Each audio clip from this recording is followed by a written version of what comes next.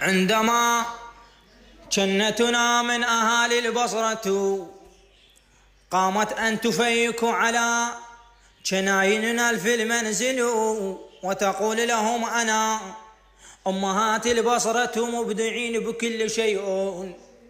فقامت أمي وقالت: اذهب يا ولدي جيب المواد من السوق كي فاطمة من أهالي البصرة مرت أخيك علي خليها تسوي نطاطلي ونرى إبداعها.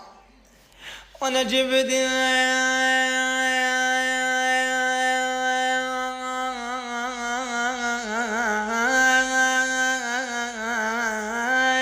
ويمرت أخويا عفتين والله عفتين